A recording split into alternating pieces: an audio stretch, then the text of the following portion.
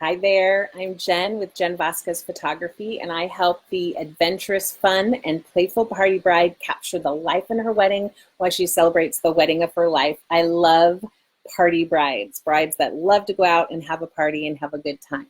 So today I am joining you on Sunday, as I typically do, and we're going to be discussing, I have notes if you see me looking down, we're going to be discussing 5 tips to selecting your wedding rings.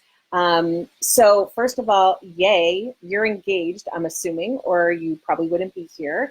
And I'm very excited to give you some tips for selecting your wedding rings. The first tip is to set a budget. So keep in mind that wedding bands come in all shapes, sizes, and stones. There are standards. There's a typical, first of all, do anything you want in your own unique way.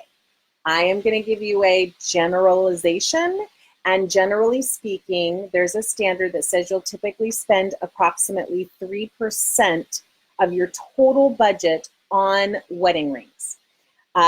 Different stores will have different prices, but typically a 14 karat gold or simple platinum band will basically run you around $1,000 depending on where you are around the country. When you add width to the band, so it's not super thin, or you add stones or engraving, obviously the costs will go up from there.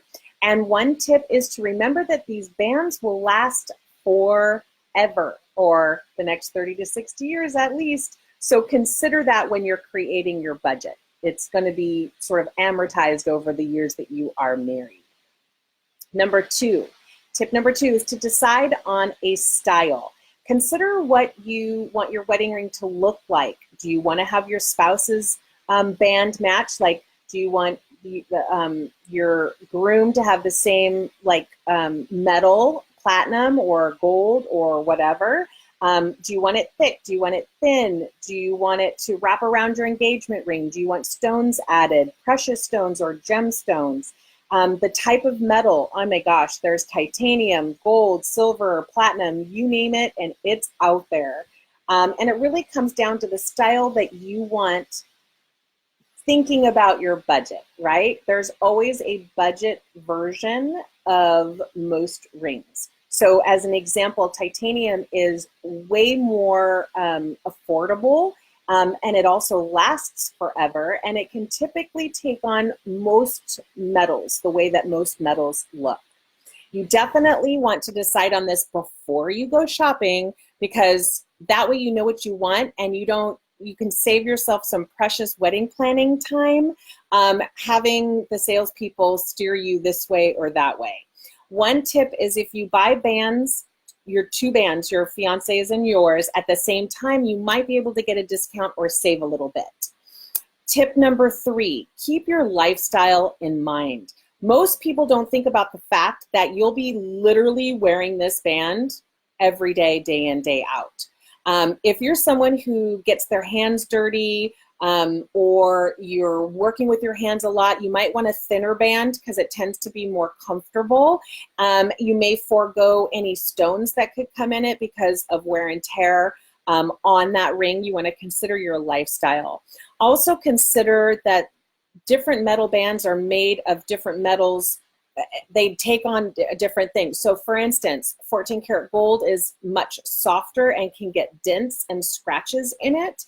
But platinum is extraordinarily sturdy, and titanium, you have a hard time even cutting it off, quite frankly. So you got to figure out how you're going to be using it and what kind of lifestyle you have before you decide on that. Tip number 4 is to consider the size. As rings are worn 24 hours a day in cold weather and hot weather, you want to get the sizing right. So when you go shopping, you want to make sure that you're not going first thing in the morning when your fingers might be more swollen, or if it's really hot and warm. You want to shop when you have kind of a normal body temperature. If you worked out and you're all sweaty, that's probably not a good idea or a good time to try on different wedding rings. And think about the fact that if you get pregnant or have an accident, which metal is easier to cut off, like gold, for instance. You can cut it pretty easy, and you can fix it after you cut it and make it look like brand new. But titanium, once it's cut, you can't really fix it. It's a molded ring. So that's something to consider. And then there's tip number 5, my last tip: buy from a reputable store. If you purchase a ring online, you have to be very careful. Make sure you check the reviews, and most importantly, make sure that you check the return policy. Rings should come with a manufacturer trademark of what the ring is made of. So you'll have a 24K is 24 karat gold, or PLAT for platinum. The larger name brand stores, you will usually have a little bit higher markup than online, but because they're reputable stores, they tend to stand by their products, and they usually have a very generous return policy.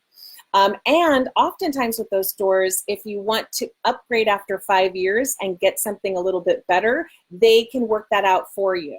Online and smaller mom and pop stores, you might have better pricing, but you want to be very careful about that return policy. I hope that you have a good wedding planning this week, and I will catch you next week on Sunday. I will talk to you later. Bye.